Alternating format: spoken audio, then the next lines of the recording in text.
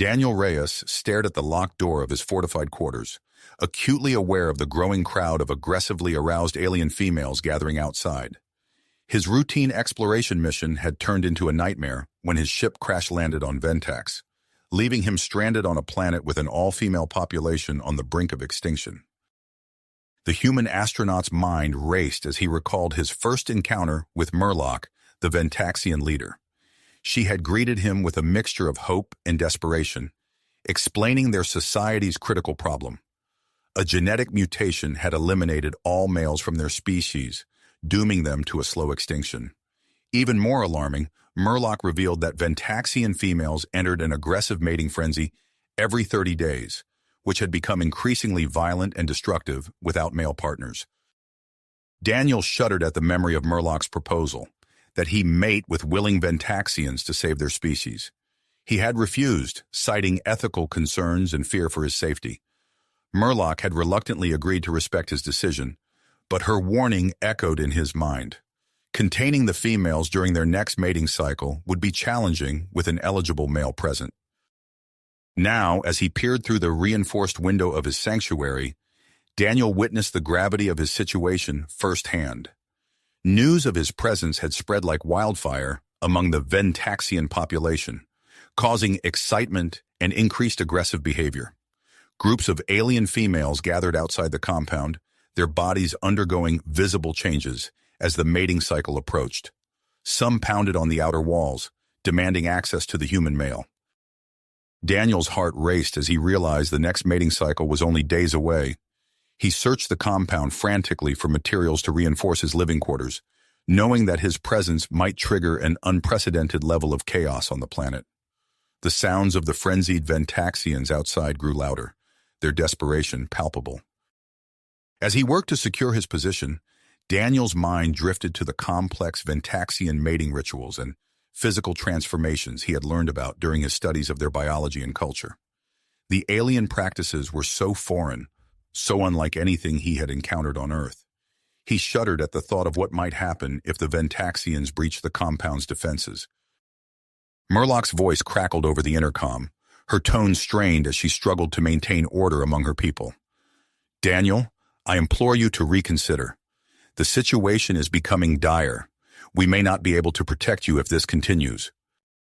Daniel's jaw clenched as he considered his options. His damaged ship lay beyond the compound walls, offering no chance of escape. He was trapped on this alien world, surrounded by females driven to the brink by their biological imperative. As the clamor outside intensified, Daniel realized that his refusal to participate might lead to violence or his own harm. The human astronaut took a deep breath, steeling himself for the challenges ahead. He had to find a way to survive, to escape this planet of aggressively aroused alien girls. As the first sounds of the compound's outer defenses failing reached his ears, Daniel knew that his every decision in the coming days would determine not only his fate, but potentially the future of an entire alien species. The sound of metal groaning under pressure filled the air as Daniel frantically searched for a solution. His eyes darted around the room, landing on the battered hull of his spacecraft, visible through the compound's rear windows. An idea sparked in his mind. "If I can't reason with them, maybe I can escape," he muttered, his heart racing. Daniel gathered what tools he could find and slipped out of his quarters, making his way to the damaged ship. As he approached, he noticed the extent of the damage. The hull was dented and scorched, with several breaches exposing the inner workings. Undeterred, he set to work, salvaging materials from the compound to patch the holes. Hours passed as Daniel worked tirelessly, the sounds of the agitated Ventaxians serving as a constant reminder of the danger he faced. As he struggled to reconnect a damaged fuel line, a voice startled him. "You're doing it wrong," the voice said, calm and clear amidst the chaos. Daniel whirled around to find a Ventaxian female watching him intently. Unlike the frenzied masses outside, her demeanor was composed, almost clinical. "I'm Lyra," she said, stepping closer. "I'm a scientist. I can help you understand our biology and mating practices. It might increase your chances of survival." Daniel hesitated, his wrench clutched tightly in his hand. "Why should I trust you?" Lyra's expression softened. "Because I'm curious about you, Daniel. about humans, and because I believe there might be a way to help both you and my people." Intrigued and desperate for allies, Daniel lowered his wrench. "All right, Lyra, tell me what you know." Over the next few hours, as Daniel continued his repairs, Lyra explained the intricacies of Ventaxian biology. She described how females underwent a significant physical transformation during their mating cycle, developing pheromone-producing glands and increased muscle mass. "Our mating rituals are complex," Lyra said, her eyes gleaming with a mix of pride and sadness. "We perform intricate dances and displays of strength to attract potential mates. But without males, these displays often turn violent." Daniel listened, fascinated despite his fear. "It's so different from Earth," he mused. Lyra's antenna twitched with interest. "Tell me about human mating practices," she urged. Reluctantly, Daniel shared information about human courtship and reproduction.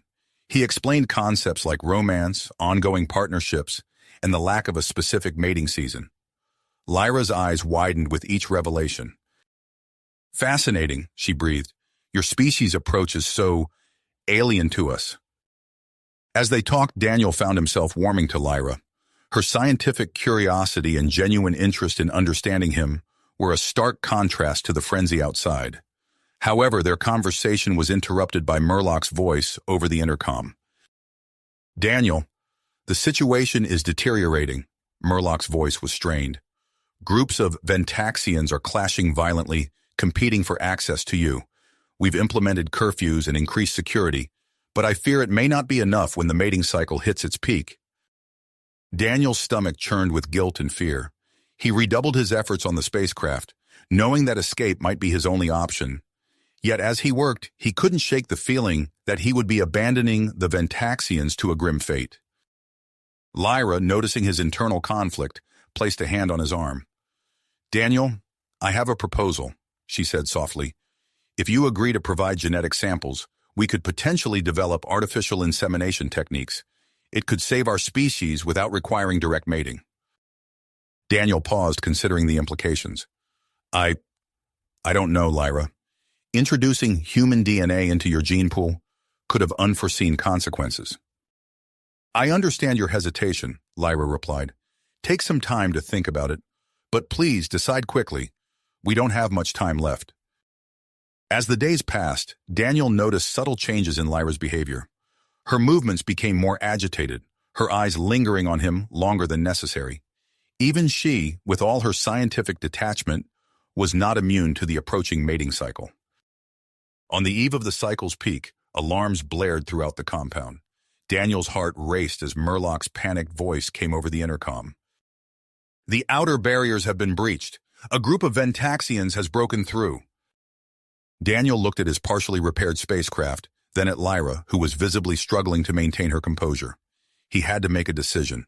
Attempt a risky escape, agree to Lyra's proposal, or face the full force of the Ventaxian mating cycle. The sound of pounding footsteps echoed through the corridors, growing louder with each passing second. Time was running out, and Daniel knew that whatever choice he made would have far-reaching consequences for both himself and the entire Ventaxian species.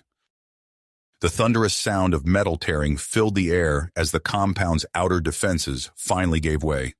Daniel's eyes widened in panic as he realized his time had run out. Without a second thought, he grabbed Lyra's arm and pulled her towards his partially repaired spacecraft. "Come on!" he shouted over the cacophony of approaching Ventaxians. "We need to get to the ship." Lyra stumbled after him, her movements becoming increasingly erratic as the mating cycle took hold. They sprinted across the compound, the sounds of pursuit growing louder with each passing moment. Daniel's heart pounded in his chest as they reached the battered hull of his ship. With trembling hands, he activated the entry sequence and practically shoved Lyra inside before following. The door hissed shut behind them just as the first wave of frenzied Ventaxians rounded the corner. "Computer, activate emergency force field," Daniel commanded, his voice hoarse with fear and exertion. A low hum filled the air as the ship's security systems came online, creating an invisible barrier between them and the advancing horde. Daniel slumped against the wall, catching his breath as he watched the Ventaxians outside. They pounded on the force field, their faces contorted with desperate need. A strangled gasp from behind him pulled Daniel's attention back to Lyra. He turned to find her hunched over, her body racked with violent tremors. As he watched, her pale blue skin began to shift, deepening into a vibrant purple hue. The transformation spread across her body in waves, accompanied by visible ripples under her skin as her musculature expanded. "Lyra," Daniel called out cautiously, taking a step towards her. She whirled to face him, her eyes wild and unfocused. Daniel's breath caught in his throat as he noticed the emergence of glistening glands on her neck. No doubt the source of the powerful pheromones that drove the Ventaxian mating cycle. Lyra's movements became more fluid, almost hypnotic, as she began to perform a complex series of motions. Daniel recognized it as the mating dance she had described earlier, but seeing it in person was entirely different. Each gesture was both graceful and primal, a stunning display of strength and sensuality. As Lyra's dance grew more intense, Daniel felt a pull towards her that he struggled to resist. He shook his head, trying to clear the fog that threatened to overtake his mind. He needed to find a way to calm her down before she lost control completely. "Lyra," he called out again, louder this time. "Lyra, listen to me. Focus on my voice." Her movements faltered for a moment, but she quickly resumed her dance with even greater fervor. Daniel racked his brain, desperate for a solution. Suddenly, he remembered their earlier conversations about human mating practices. "Okay, let's try something different," he muttered to himself. Taking a deep breath, he approached Lyra cautiously. "Lyra, I want to show you how humans express interest in a potential mate. It's called conversation. We talk to each other, get to know one another." Daniel launched into a description of Earth, his family, and his life before becoming an astronaut. Lyra's dance slowed slightly, her head tilting as if trying to process his words through the haze of her biological imperatives. Encouraged by this small success, Daniel decided to demonstrate more tactile forms of human affection. He reached out slowly, telegraphing his movements, and gently wrapped his arms around Lyra in a hug. The effect was immediate. Lyra froze, her entire body going rigid at the unexpected contact. For a heart-stopping moment, Daniel feared he had made a grave mistake. Then gradually, he felt her relax into the embrace. "This is how humans show physical affection," he explained softly. "It's called a hug. It's meant to comfort and connect." Pulling back slightly, Daniel took Lyra's hand in his own. "This is called hand-holding," he continued, giving her hand a gentle squeeze. "It's another way we express care and intimacy." Lyra stared at their joined hands, her brow furrowed in concentration. Slowly, hesitantly, she returned the squeeze. Daniel smiled encouragingly and began to caress the back of her hand with his thumb. "And this," he said, demonstrating the motion, "is a caress. It's a gentle, affectionate touch." As Daniel continued to introduce Lyra to these human expressions of affection, he noticed subtle changes in her appearance. The vibrant purple of her skin began to fade, returning to its natural pale blue. The enhanced musculature that had given her an almost Amazonian appearance started to recede. Emboldened by these positive signs, Daniel decided to take a risk. He leaned in slowly, giving Lyra plenty of time to pull away if she wanted. When she remained still, her eyes wide with curiosity, he pressed his lips gently against hers in a chaste kiss. Lyra jerked back, her hand flying to her mouth in shock. For a moment, Daniel feared he had overstepped, but then Lyra's expression shifted from surprise to intense curiosity. She leaned forward, mimicking Daniel's earlier motion to initiate another kiss. As they explored this new form of interaction, Daniel noticed that Lyra's skin had completely returned to its normal color. Her body had relaxed, the frenzied energy of the mating cycle seemingly dissipated. Outside the ship, the chaos continued unabated. Through the view screen, Daniel could see Murloc and a security team attempting to disperse the crowd, but their efforts seemed futile against the overwhelming force of the mating frenzy. Turning his attention back to Lyra, Daniel began to explain the concept of emotional connection in human relationships. He spoke of love, companionship, and the idea of long-term partnerships based on mutual respect and affection. Lyra listened with rapt attention, her scientific curiosity overriding the last vestiges of her mating instincts. She asked questions, seeking clarification on concepts that were utterly foreign to Ventaxian society. As dawn broke, casting a soft light through the ship's windows, the frenzy outside began to subside. The Ventaxians dispersed, leaving behind a scene of destruction that made Daniel's heart sink. A knock on the ship's hull startled them both. Daniel looked at the external camera feed to see Murloc standing outside, her expression a mixture of exhaustion and concern. "It's Murloc," he told Lyra. "Should we let her in?" Lyra nodded, seeming much more like her usual self. "Yes, I believe it's safe now." With a deep breath, Daniel deactivated the force field and opened the ship's door. Murloc entered cautiously, her eyes widening as she took in Lyra's calm demeanor. "How is this possible?" Murloc asked, looking between Daniel and Lyra in disbelief. "The mating cycle. You should be—" Lyra stepped forward, her eyes shining with excitement. "Murloc, you won't believe what I've learned about human mating practices." "Practices and their effects on our biology," Lyra said, her eyes bright with excitement. "Daniel has shown me a whole new approach to mating that doesn't involve violence or aggression." Murloc's antenna twitched skeptically. "Is this true, Daniel? Have you found a way to control our mating cycles?" Daniel hesitated, aware of the weight of his words. "It's not exactly control, but we've discovered that human courtship methods seem to have a calming effect on Lyra's mating instincts. I think there's potential here to help your entire species." Over the next few days, Daniel and Lyra worked tirelessly to develop a comprehensive program to teach human mating methods to the Ventaxian population. They faced numerous challenges, not least of which was the skepticism of the Ventaxian scientific community. "You expect us to believe that holding hands and talking about feelings can override millions of years of evolution?" scoffed one prominent researcher during a presentation. To address these concerns, Daniel and Lyra set up a series of controlled experiments with volunteer Ventaxian couples. They converted a section of the research facility into a simulation of human dating environments, complete with restaurant-style settings and quiet, intimate spaces for conversation. Daniel watched from an observation room as a Ventaxian couple, Krell and Vera, attempted their first date. Krell awkwardly pulled out a chair for Vera, mimicking the human custom Daniel had demonstrated earlier. "So, how was your day?" Krell asked stiffly, his antennae twitching nervously. Vera tilted her head, clearly confused by the question.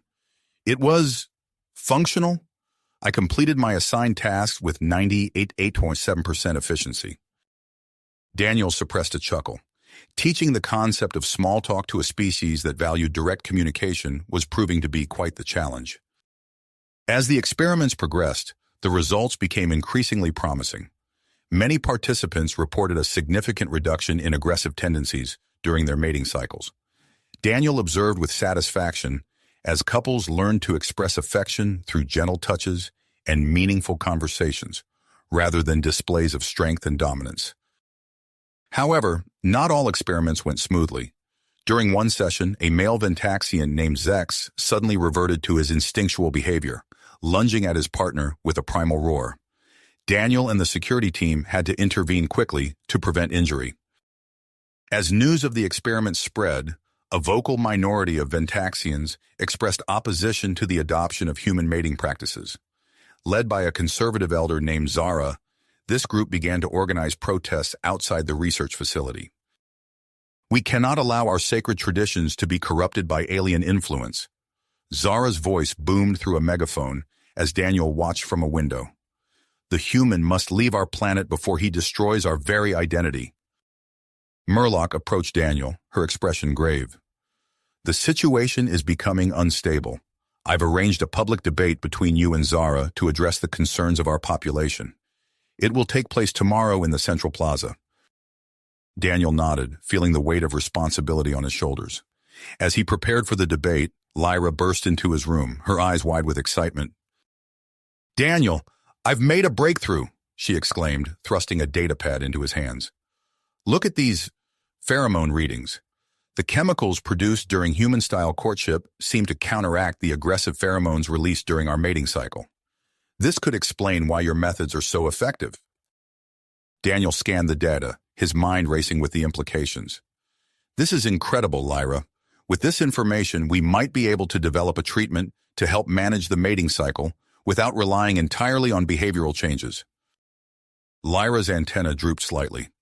There's just one problem. To create and test such a treatment, we'd need genetic material from you.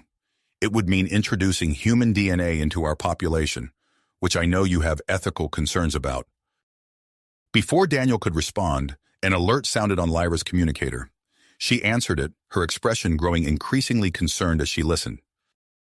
"We need to go to the medical bay immediately," she said, grabbing Daniel's arm. "It's Nira and Vex, one of the couples from our experiment. Something unexpected has happened." They rushed to the medical bay to find a young Ventaxian couple in clear distress. Nira was writhing on an examination table, her skin flushed a deep purple, while Vex hovered nearby, clearly agitated. "What's going on?" Daniel asked, looking between the couple and the attending physician. The physician turned to them, his antenna twitching with confusion. "Nira is displaying all the symptoms of a mating cycle, but it's completely outside the normal time frame. And Vex, he's not responding to her pheromones in the typical way. They claim to have formed a pair bond inspired by your human concepts." Daniel and Lyra exchanged shocked glances. Their work was having more far-reaching effects than they had anticipated, potentially altering Ventaxian biology in unexpected ways. As they began to examine Nira, alarms blared throughout the facility. Murlock's voice came over the intercom, tense and urgent. "Daniel, Lyra, report to the communications center immediately. We've received a transmission from Earth." Daniel's heart raced as he and Lyra hurried to the communications center. An Earth rescue team had picked up his distress signal and was en route to Ventax. They would arrive in 2 weeks. As the implications of this news sank in, Daniel realized he faced a monumental decision: stay and see his work through, risking his life in the increasingly unstable political climate, or prepare to leave, potentially abandoning the Ventaxians to an uncertain fate. Lyra placed a hand on his arm, her touch gentle but insistent. "Daniel, I have a proposal. With access to advanced human medical technology, we could accelerate our research. Consider taking me and a small team back to Earth. We could continue our work under safer conditions." Daniel stared at her, his mind blown with the potential consequences of such an action. Bringing Ventaxians to Earth could have far-reaching implications for both species. Yet it might also be the best chance for saving the Ventaxian species from extinction. As he grappled with this ethical dilemma, the facility shook with the sound of an explosion. Zara's protest had turned violent, and the next Ventaxian mating cycle was fast approaching. Time was running out, and Daniel knew that his decisions in the coming days would shape the future of an entire alien civilization. Species. With a deep breath, Daniel made his decision. "Lyra, I'll provide my genetic material for the research," he said, his voice firm despite the chaos erupting around them. "We need to act fast." Lyra's eyes widened, her antennae quivering with excitement. "Thank you, Daniel. This could be the breakthrough we need." They rushed to the lab where Daniel underwent a series of quick medical procedures to extract the necessary samples. As Lyra and her team began processing the genetic material, alarms blared throughout the facility. Murlock burst into the lab, her exoskeleton scratched and dented. "Zara's followers have breached the outer perimeter," she reported grimly. "We're implementing a planet-wide curfew and increasing security, but I fear it won't be enough." Daniel nodded, his expression resolute. "We have to finish this treatment before the next mating cycle. How long do we have?" 3 days, Murlock replied, her antennae drooping. The next 72 hours passed in a blur of frantic activity. Daniel worked alongside the Ventaxian scientists, offering insights into human biology and helping to repair equipment damaged by power surges. Outside, the sound of protest grew louder, punctuated by occasional explosions. On the evening of the second day, as Daniel and Lyra were reviewing promising test results, a deafening crash shook the lab. Smoke filled the air, and through the haze, Daniel saw several Ventaxians in dark clothing, smashing equipment and grabbing vials. "Stop them!" Lyra shouted, launching herself at the nearest intruder. Daniel reacted instinctively, tackling another Ventaxian to the ground. but they were outnumbered, and within minutes the attackers had fled, taking with them crucial samples and destroying key pieces of equipment. As the smoke cleared, Daniel surveyed the damage with a sinking heart. "We can't complete the treatment in time now," he said, his voice hoarse. Lyra's antenna twitched with willpower. "We have to try, but first we need to recover those samples." Murloc organized a search party, including Daniel, Lyra, and several Ventaxians who had successfully adopted human mating practices. They set out into the city, now eerily quiet under the enforced curfew. As they moved through the deserted streets, Daniel noticed small groups of Ventaxians huddled in doorways, watching them with a mixture of fear and curiosity. At one point, a group of young Ventaxians approached them aggressively, spouting Zara's anti-human rhetoric. Daniel stepped forward, holding up his hands in a placating gesture. "We're not here to fight," he said calmly. "We're trying to help your people. Please, let us pass." To his surprise, the Ventaxians hesitated, then slowly backed away. One of them even nodded respectfully before disappearing into the shadows. "Your conflict resolution techniques are quite effective," Murloc observed, her antenna twitching with interest. As they approached the city's industrial district, Lyra's handheld scanner began to beep. "I'm detecting traces of human DNA," she announced. "The thieves must be nearby." They followed the signal to a decrepit warehouse. Inside, they found a group of Zara's followers huddled around a makeshift lab, attempting to analyze the stolen samples. Daniel stepped forward, his heart pounding. "We don't want to hurt you," he called out, "but we need those samples back. They're crucial for developing a treatment that could save your entire species." The leader of the group, a burly Ventaxian with scarred antennae, sneered. "We won't let you pollute our DNA with your alien filth." He lunged at Daniel, claws extended. But Daniel was ready. Drawing on his knowledge of human martial arts, he sidestepped the attack and used the Ventaxian's momentum to flip him onto his back. The other Ventaxians gaped in shock. They had never seen combat like this before, controlled, precise, and non-lethal. Taking advantage of their surprise, Daniel's team quickly subdued the remaining thieves and secured the stolen samples. As they prepared to leave, Daniel noticed one of the younger Ventaxians looking at him with something akin to admiration. "How did you do that?" the young alien asked. "You fought without losing control." Daniel smiled, seeing an opportunity. "It's part of human culture," he explained. "We learn to channel our aggression in controlled ways. I could teach you if you're interested." The young Ventaxian's antennae perked up, but before he could respond, Lyra interrupted urgently. "Daniel, we need to get back to the lab immediately. The mating cycle is due to start in less than 24 hours. They raced back to the research facility, where they found Nira and Vex waiting for them. The pair-bonded couple had volunteered to test the partially completed treatment. "We want to help," Nira said, her skin already starting to flush purple. "If there's any chance this could work, we have to try." With time running out, the scientists administered the experimental treatment to Nira and Vex, then monitored them closely as the first waves of the mating cycle hit. Hours passed in tense silence. Then, to everyone's amazement, Nira and Vex began to display unprecedented levels of emotional control. Their aggressive tendencies, while not completely suppressed, were significantly reduced. Encouraged by this success, Lyra and her team worked tirelessly to refine the treatment and produce more doses. Daniel assisted where he could, repairing damaged equipment and offering insights into human biology. As news of the treatment's potential spread, public opinion began to shift. Ventaxians from all over the planet began arriving at the facility, volunteering to participate in larger trials. With less than an hour before the mating cycle was set to begin planet-wide, Murloc made a bold announcement. "We are offering the experimental treatment to any Ventaxian who wishes to try it," she declared over the planet's communication network. "This is our best hope for a peaceful mating cycle." The response was overwhelming. Thousands of Ventaxians lined up outside the facility, eager to receive the treatment. Daniel and Lyra worked frantically to distribute doses and provide instructions on combining the treatment with human mating practices.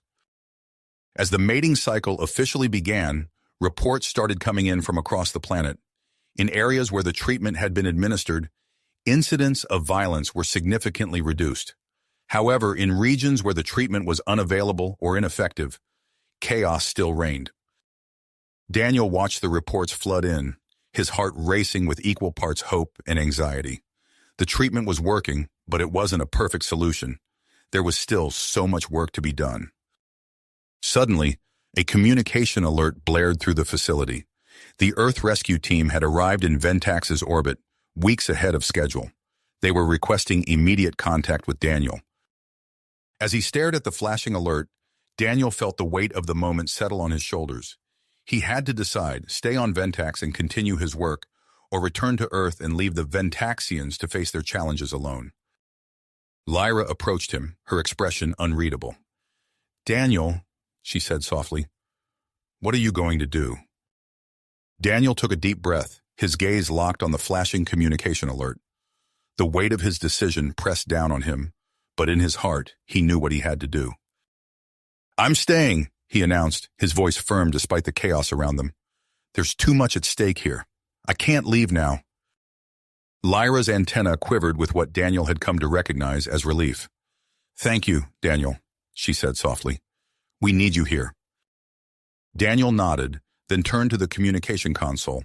He composed a message to the Earth rescue team, explaining the situation on Ventax and his decision to remain. He requested that they deliver advanced medical equipment and additional supplies to aid in their ongoing research. As he sent the message, Murloc burst into the room, her exoskeleton gleaming with perspiration. "The treatment is working," she reported, her voice tight with excitement. "Violence levels are down significantly in treated areas." Daniel allowed himself a moment of relief before refocusing on the task at hand. "That's great news, but we can't celebrate yet. We need to get the treatment to as many Ventaxians as possible." For the next several hours, Daniel worked alongside Lyra and her team, distributing doses and monitoring the effects. The facility buzzed with activity as Ventaxians from all walks of life streamed in, seeking the treatment that promised to quell their violent urges. As night fell, Daniel noticed a commotion near the entrance. A group of Ventaxians was being ushered in, their movements unsteady, their eyes unfocused.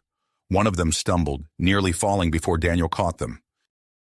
"What's happening to them?" Daniel asked, helping the disoriented Ventaxian to a nearby examination table. Lyra rushed over, her antenna twitching with concern. She ran a quick scan, her expression growing more troubled with each passing second. "It appears they're experiencing some unexpected side effects," she explained. "Temporary memory loss, mild disorientation." Daniel's heart sank. "We need to refine the treatment," he said, already moving towards the lab. "Can we adjust the formula to minimize these side effects?" Lyra nodded, her tenacity evident in the set of her shoulders. "We'll work on it immediately." As they delved back into their research, alarms blared throughout the facility. Murloc's voice came over the intercom, tense and urgent. "We have a situation in the Eastern District. A group of untreated Ventaxians has become violent. Security forces are en route, but we need a more permanent solution." Daniel exchanged a look with Lyra. "We need to get out there," he said. "If we can administer the treatment directly, we might be able to stop this before it spreads." Lyra hesitated, her antenna drooping slightly. "It's too dangerous, Daniel. The pheromones from the untreated Ventaxians could affect you." "We don't have a choice," Daniel argued. "If this violence spreads, everything we've worked for could be lost." Before Lyra could respond, a familiar figure strode into the lab. It was Zara, the leader of the opposition group. Her usual aggressive stance was gone, replaced by an air of uncertainty. "I've seen what your treatment can do," Zara said, her voice low. "My own community, they're calmer, more in control. I want to help." Daniel blinked in surprise. "You're offering to help us?" Zara nodded. "I can use my influence to gain wider acceptance for your methods among the more conservative Ventaxians. Let me be part of the solution." Daniel glanced at Lyra, who gave a slight nod. "All right," he said to Zara. "We could use your help." With Zara's assistance, they quickly organized a team to head into the Eastern District. As they prepared to leave, Daniel noticed Lyra studying a data readout, her antenna twitching rapidly. "Daniel, look at this," she called him over. "These readings, They're from Ventaxians who fully embraced human mating practices. Their physiology is changing. They're developing a natural resistance to the violent impulses of the mating cycle. Daniel's mind raced with the implications. This could be the long-term solution we've been looking for, he said. We need to implement a comprehensive cultural exchange program. Human experts could help guide the Ventaxians through this transition. He quickly sent another message to the Earth Rescue Team, requesting that a group of human sociologists, psychologists, and relationship experts be sent to Ventax. As they prepared to leave for the Eastern District, Daniel felt a mix of anticipation and fear. He knew the dangers they faced, but he also understood the importance of their mission. The success or failure of this intervention could shape the future of human Ventaxian relations and the very survival of the Ventaxian species. Daniel turned to his team, a diverse group of treated Ventaxians and human volunteers. Remember, he said, his voice steady despite the tension in the air, our goal is to administer the treatment and demonstrate peaceful conflict resolution. We're not here to fight, but to help. With a final nod to Lyra, who would be coordinating from the facility, Daniel led his team into the chaotic streets of the Eastern District. The sounds of conflict grew louder as they approached the center of the disturbance. Daniel gripped the canister of refined pheromone treatment tightly, steeling himself for what lay ahead. As they rounded a corner, they came face to face with a group of untreated Ventaxians, their eyes wild with the frenzy of the mating cycle. Daniel stepped forward, his heart pounding but his voice calm as he began to speak, hoping to break through the haze of their violent urges. His voice steady and calm, cut through the chaos. We're here to help, Daniel called out, his hands raised in a placating gesture. We have a treatment that can ease your suffering. The frenzied Ventaxians paused, their eyes wild and unfocused. Daniel seized the moment, nodding to his team. They quickly activated their aerosol dispersal devices, releasing a fine mist of the refined pheromone treatment into the air. As the mist settled, the effect was almost immediate. The Ventaxians' aggressive stances began to relax, their breathing slowing. Daniel approached a nearby Ventaxian, whose antennae were still twitching with residual agitation. It's okay, Daniel said softly, demonstrating the human technique of gentle touch by placing a hand on the Ventaxian's shoulder. Take deep breaths. Focus on my voice. The Ventaxian's eyes cleared, focusing on Daniel. What's happening to me? He asked, confusion evident in his voice. Before Daniel could respond, Lyra stepped forward. Her presence, which she had insisted on despite the dangers, proved invaluable. We're helping you control the mating cycle, Lyra explained in their native language, her antenna moving in soothing patterns. The humans have techniques that can help us manage our urges without violence. As Lyra began to explain basic human courtship methods, Daniel moved on to the next group of affected Ventaxians. He demonstrated de-escalation techniques, using calm words and non-threatening body language to diffuse tense situations before they could erupt into violence. The team worked tirelessly, moving through the chaotic streets. They created pockets of calm amidst the storm of the mating cycle, administering the treatment and teaching basic human interpersonal skills. As they rounded a corner, they encountered an unexpected sight. A group of young Ventaxians, led by a familiar face, Vex, the male from the pair-bonded couple they had treated earlier. Daniel, Vex called out, his antenna raised in greeting. We've been practicing the human methods you taught us. We want to help. Daniel's face broke into a relieved smile. Your timing couldn't be better, Vex. We could use all the help we can get. Vex and his followers integrated seamlessly into Daniel's team, their local knowledge proving invaluable as they navigated the city's winding streets. They helped administer the treatment and demonstrated to their fellow Ventaxians how to channel their mating energy into non-violent expressions of affection. As the hours passed, more and more Ventaxians responded positively to the treatment and human mating practices. The tide seemed to be turning. However, their progress came to an abrupt halt as they approached the city's central government building. A large group of Ventaxians had barricaded themselves inside, their angry shouts echoing across the square. We won't submit to alien corruption, a voice bellowed from within the building. Leave our planet, human, or we'll destroy everything. Daniel's heart sank as he realized the implications. The government building housed not only vital administrative functions, but also irreplaceable historical artifacts and scientific databases. Murloc arrived with reinforcements, her exoskeleton gleaming in the alien sunlight. "We can't risk a direct assault," she said, her voice tight with concern. "The potential losses are too great." Daniel's mind raced considering their options. The resistors inside were driven by a potent mixture of mating frenzy and deep-seated xenophobia. Any show of force could result in catastrophic consequences. "I'll go in alone," Daniel said, his voice quiet but firm. Lyra's antenna shot up in alarm. "Daniel, no, it's too dangerous. They'll tear you apart." Daniel met her gaze, his willpower evident. "It's the only way, Lyra. If we go in force, we risk losing everything. But if I go alone with just the treatment and what we've learned about conflict resolution, we might have a chance." Lyra's antenna drooped, but she nodded reluctantly. "Be careful, Daniel. Please." As Daniel approached the building's entrance, he received an unexpected communication. The Earth rescue team, now in low orbit, had been monitoring the situation. They offered real-time tactical information using their advanced scanning technology. "We've got your back, Daniel," came the voice of Captain Rodriguez. "We'll guide you through." Taking a deep breath, Daniel entered the building. The normally bustling halls were eerily quiet, the air thick with tension. Using the rescue team's guidance, he navigated through the complex, avoiding traps and ambushes set by the resistors. As he ascended to the upper floors, he encountered the leader of the resistors, a formidable Ventaxian female named Cora. Her eyes were wild, her body trembling with the intensity of her mating cycle. "Human!" she snarled, lunging at Daniel with unparalleled ferocity. Daniel barely had time to react, his human martial arts training kicking in instinctively. He dodged and weaved, using Cora's momentum against her, all while trying to avoid causing harm. During their intense struggle, Daniel managed to retrieve the canister of pheromone treatment from his belt.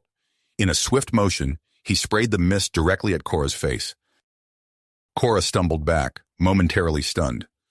Daniel seized the opportunity, speaking in a soft, soothing tone. "It's okay, Cora," he said, keeping his body language open and non-threatening. "I'm not here to hurt you. I want to help." As the treatment began to take effect, Cora's aggression visibly subsided. Her antenna, previously rigid with anger, began to droop with exhaustion. What are you doing to me?" she asked, her voice a mixture of fear and confusion.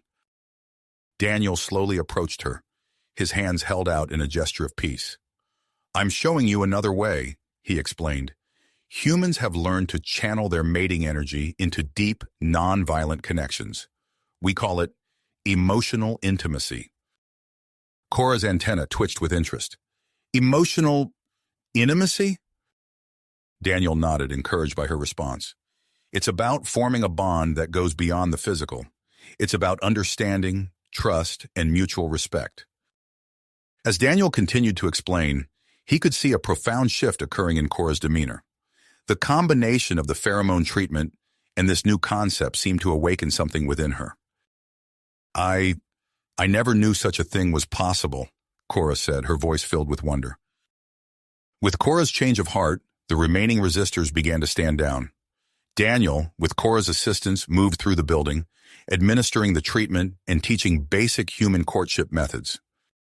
As they worked, Daniel couldn't help but feel a sense of accomplishment.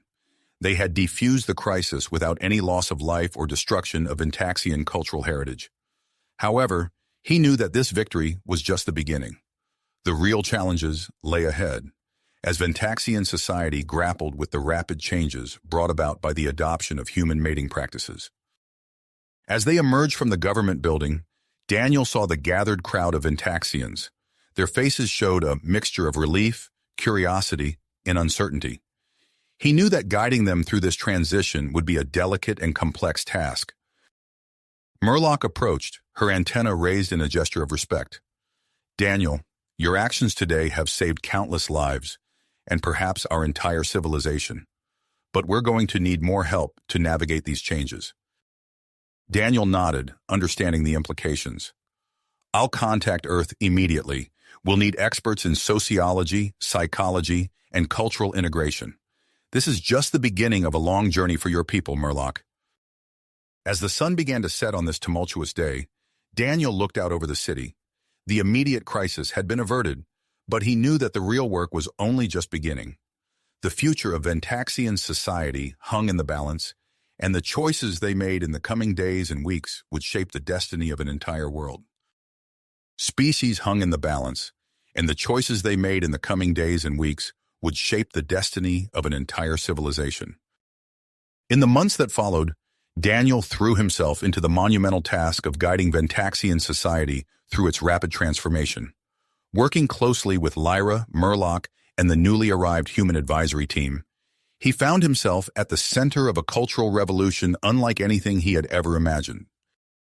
The refined pheromone treatment, now produced in large quantities and distributed widely, proved highly effective in managing the violent aspects of the Ventaxian mating cycle. Daniel watched with a mixture of pride and amazement as Ventaxians across the planet embraced human-style relationships, their interactions becoming more nuanced and less driven by raw biological imperatives. One evening, as Daniel pored over data in the makeshift command center they had established, Lyra burst into the room, her antenna quivering with excitement. "Daniel, you need to see this," she said, thrusting a datapad into his hands. "We've been monitoring the physiological changes in Ventaxians who fully adopted human mating practices, and the results are, well, they're incredible." Daniel's eyes widened as he scanned the information. "This can't be right," he muttered, looking up at Lyra in disbelief. "Are you sure about these readings?" Lyra nodded emphatically. "We've triple-checked everything. It's happening, Daniel. Our biology is adapting to the new mating practices." The data showed that younger Ventaxians were developing less intense mating cycles, with some even showing signs of year-round fertility similar to humans. It was an evolutionary shift occurring at an unprecedented rate, promising a more stable future for the species. As Daniel absorbed the implications of this discovery, Murloc entered the room, her exoskeleton gleaming under the artificial lights. "I see Lyra has shared the news," she said, her antenna twitching with a mix of emotions. "This changes everything, doesn't it?" Daniel nodded slowly. "It does. This evolutionary adaptation is incredible, but it's going to present new challenges. We'll need to consider population management, changes to social structures." His voice trailed off as he realized the enormity of the task ahead.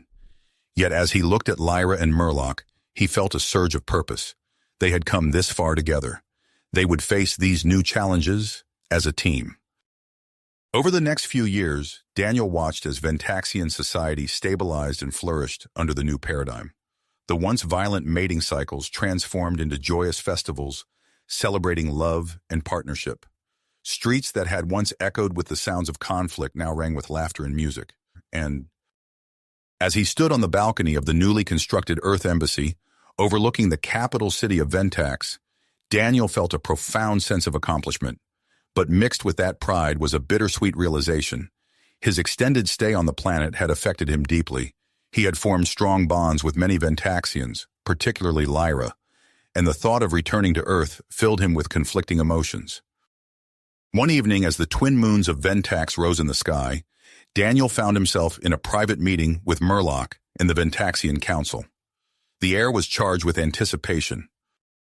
"Daniel," Murloc began, her voice filled with warmth, "your actions have saved countless lives and reshaped our entire civilization. We can never fully repay the debt we owe you, but we have a proposal that we hope will express our gratitude and secure our future relations with Earth." She paused, her antenna quivering slightly. "We would like to establish a permanent human embassy on Ventax, with you as Earth's first ambassador to our world."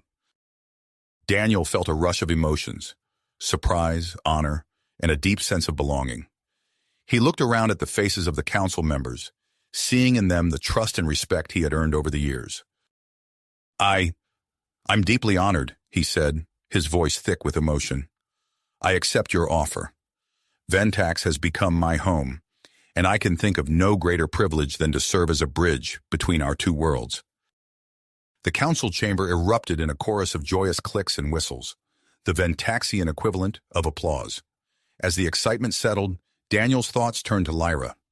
Their relationship had deepened over the years, evolving into something that transcended the boundaries of their respective species.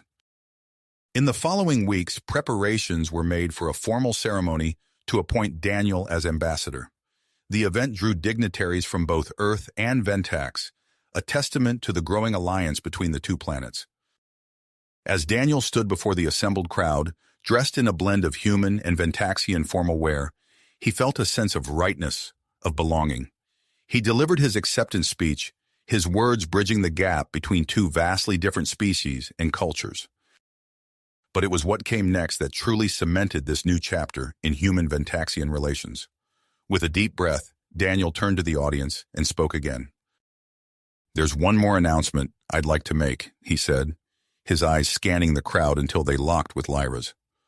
"Lyra, would you join me up here?" Lyra approached, her antenna twitching with curiosity. As she reached Daniel's side, he took her hand in his, intertwining their fingers in a gesture that was both human and Ventaxian. "Lyra and I have decided to form a pair bond," Daniel announced, his voice carrying across the hushed crowd. "We will be the first human Ventaxian couple, a living symbol of the unity between our peoples." A moment of stunned silence was followed by an eruption of cheers and applause. As Daniel looked out at the sea of human and Ventaxian faces, all celebrating this unprecedented union, he knew that this was just the beginning of a new era for both species. In the years that followed, Daniel and Lyra's relationship became a beacon of hope and a model for interspecies cooperation. Their union produced two hybrid children, a biological miracle that further cemented the bond between humans and Ventaxians. As Daniel stood on the embassy balcony 5 years after the crisis, he marveled at how far they had come. The streets below were filled with harmonious scenes of human and Ventaxian couples, families, and friends. The once chaotic world had transformed into a thriving, peaceful civilization. Lyra joined him on the balcony, their children in tow. As they gazed out at the city, Daniel felt a profound sense of contentment. What had begun as a desperate struggle for survival had blossomed into something beautiful, a new home, a new family, and a bright future for both humans and Ventaxians. As the sun began to set, painting the alien sky in brilliant hues, Daniel knew that their story was just getting started.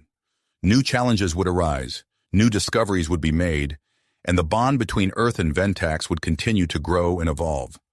But whatever the future held, they would face it together, united by understanding, adaptation, and love. You have reached the end of the story.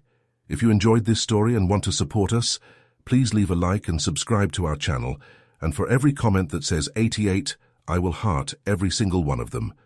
Thank you for your time.